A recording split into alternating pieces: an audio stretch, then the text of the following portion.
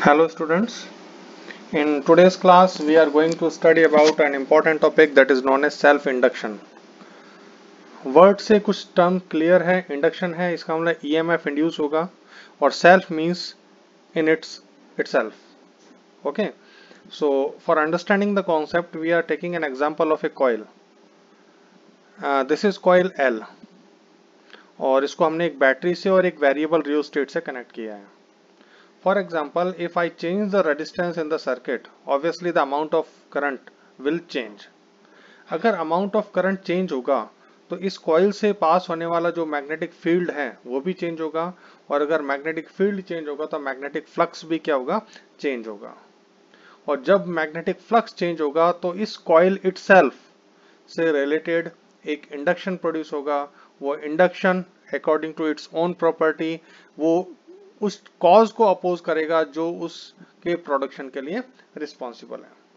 So self induction we can say this is the property of a coil due to which it opposes any change in magnitude of current flowing through it by inducing an EMF in itself. Current में change होने के कारण EMF induce होगा. वो induced EMF उस current में change को ही अपोज करेगा क्योंकि इंडक्शन करंट के मैग्नीट्यूड में चेंज के कारण है. अगर करंट कांस्टेंट होती है तो मैग्नेटिक फील्ड भी कांस्टेंट होगा, मैग्नेटिक फ्लक्स भी कांस्टेंट होगा और उस केस में इंडक्शन नहीं होगा. लेकिन अगर अमाउंट ऑफ करंट चेंज होता है तो उस केस में फ्लक्स चेंज होगा और whenever a variable flux is linked with A coil, coil में इंडक्शन होगा और वो इंडक्शन इंड्यूस्ड ईएमएफ इस कॉज को जो इसके लिए प्रोडक्शन के लिए रिस्पॉन्सिबल है and the factor is the variation in amount of current, उस कॉज को वो अपोज करेगा. ओके तो जो किसी भी टाइप के चेंज को अपोज करता है वो इनर्शिया कहलाता है. Similarly we can say self induction is treated as inertia of electricity also.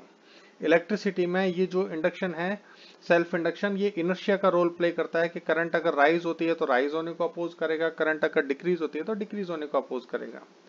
Okay so let a coil L is connected with a cell and a variable resistance R.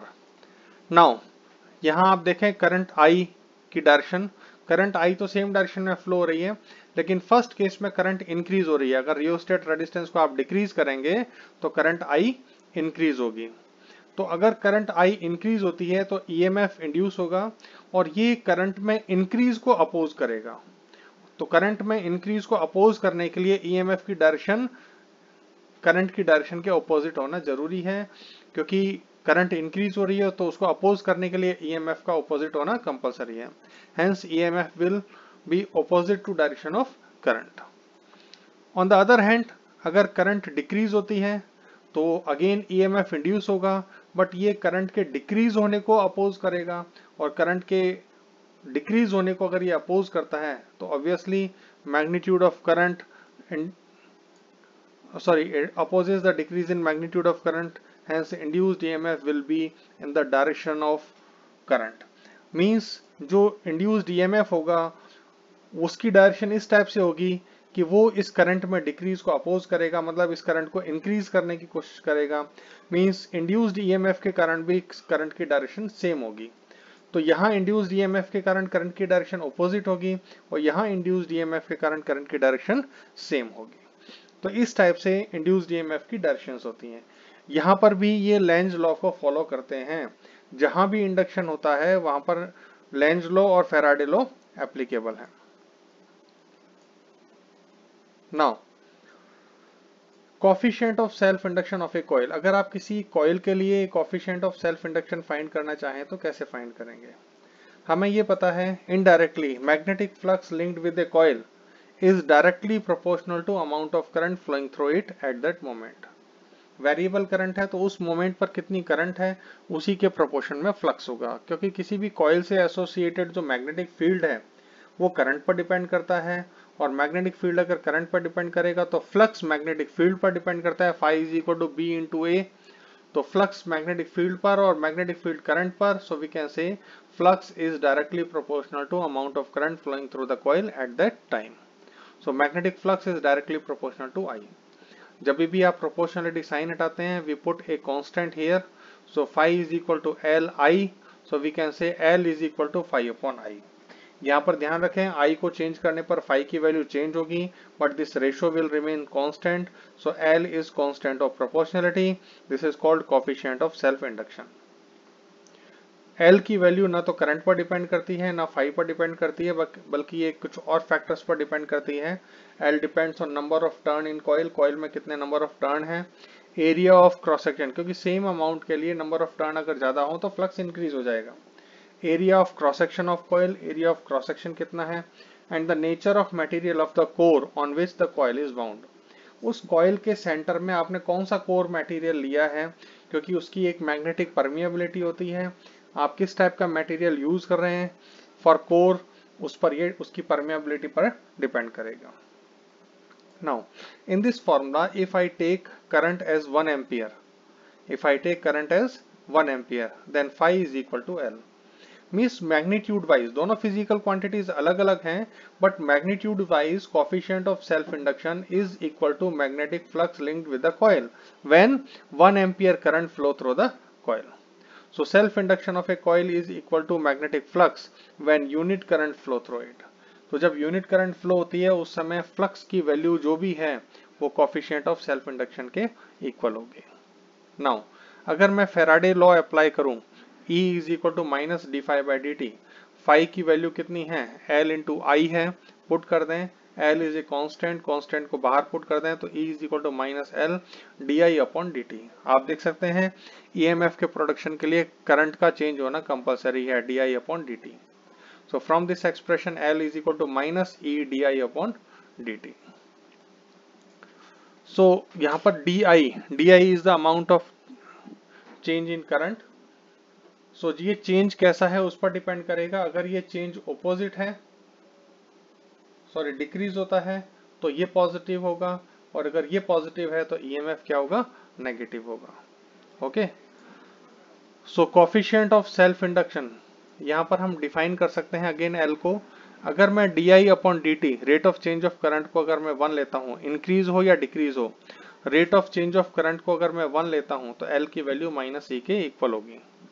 अगर current increase होती है तो ये rate positive होता है तो उस समय EMF की वैल्यू माइनस में होती है, और अगर ये करंट डिक्रीज होती है तो ये रेट नेगेटिव होती है, उस समय EMF की वैल्यू पॉजिटिव होती है।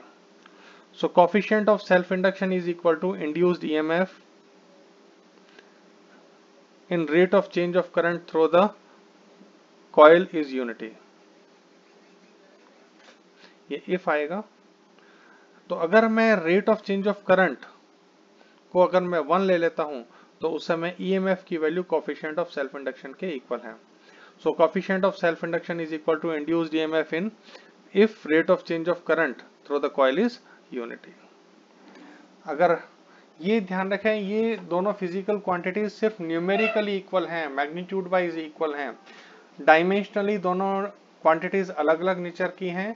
सो जो भी हम इस टाइप से एक्सप्रेशन देते हैं, रिलेशन देते हैं by choosing some particular values, वो सिर्फ न्यूमेरिकली इक्वल होते हैं, magnitude wise they are, dimensionally और unit wise they are not equal.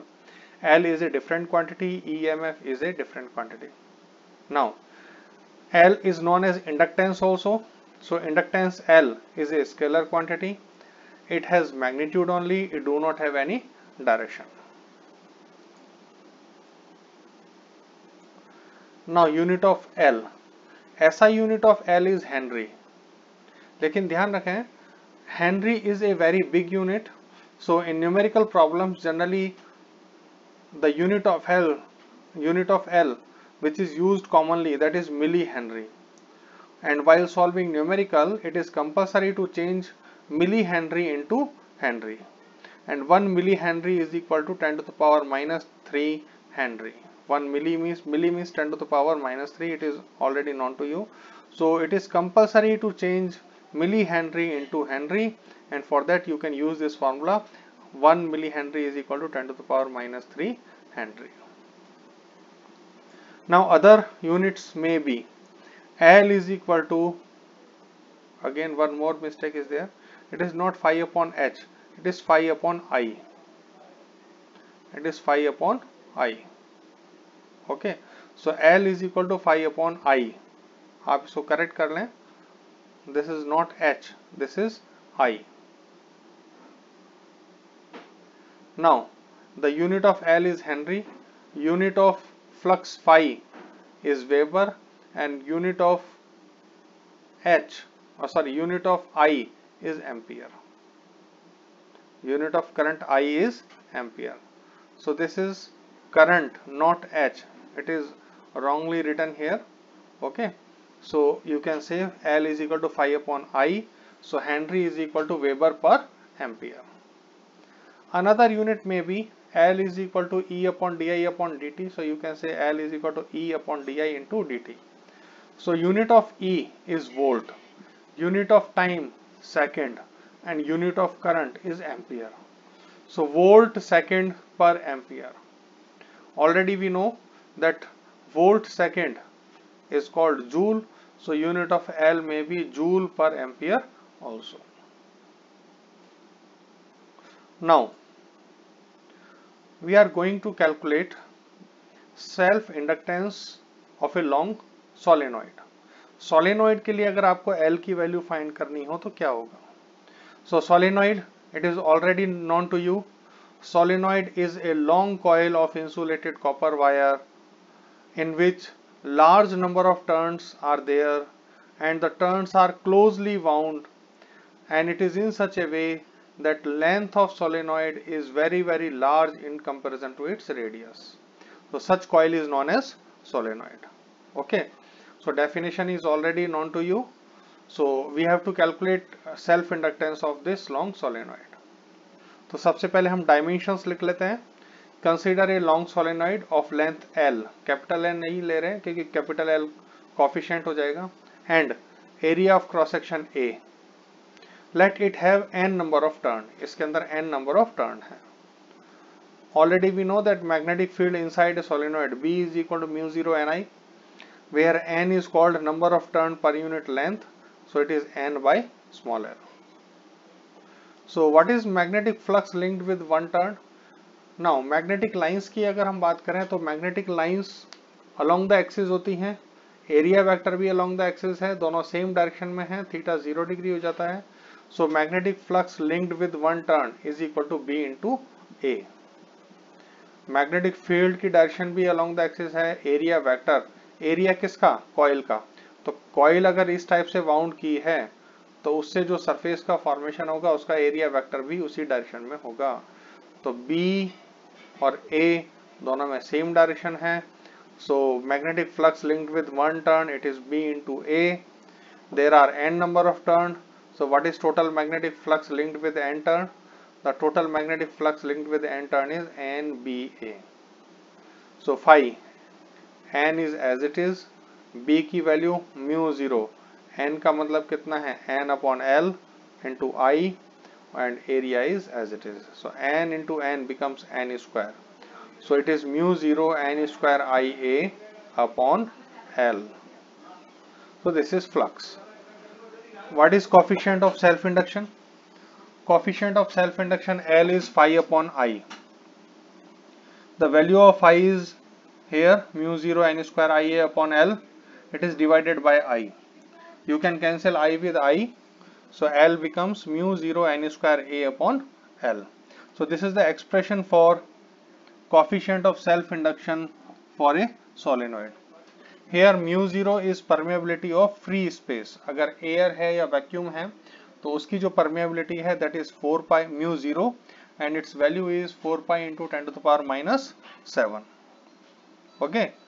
Now if we use core material of any other medium other than air of permeability mu, then L dash is equal to mu 0 की जगह आ जाएगा mu n square A upon L. Already we know that mu is equal to mu 0 mu r, where mu r is called relative permeability. Mu r is called relative permeability. So we can say mu 0 mu r n square A upon L. So we can say that coefficient of self induction, it depends on various factors, and they are number of turn, area of cross section, and length, and relative permeability, etc. Here we have mentioned L, it is directly proportional to area of cross section. अगर solenoid का area of cross section large होगा तो coefficient of self induction large होगा. It is directly proportional to N square. Number of turn in coil इनके directly proportional है, but it is inversely proportional to length of solenoid. And one more thing, L depends on permeability of core material. उस coil के अंदर जो area है उसमें आपने core material कौन सा यूज किया है, whether you are using air और एनी मैग्नेटिक मटेरियल, आप किस टाइप का मटेरियल यूज कर रहे हैं उसकी परमेबिलिटी पर भी डिपेंड करेगा. So this is all about self induction. Self induction से रिलेटेड एग्जाम में बहुत सारे क्वेश्चंस पूछे जाते हैं and we will practise these questions also. So in next class we will study about one more type of induction and that will be mutual induction. Self induction coil से खुद से related है. coils में खुद में अगर current में कोई variation आता है तो उस समय self में जो induction होता है that is known as self induction. But because of variation in current in one coil, अगर उसकी neighboring coil में अगर कोई variation आता है that is known as mutual induction. Okay. So we will study about mutual induction in our next class also, and that will be the last topic of this chapter, electromagnetic induction. That's all for today. Have a good day.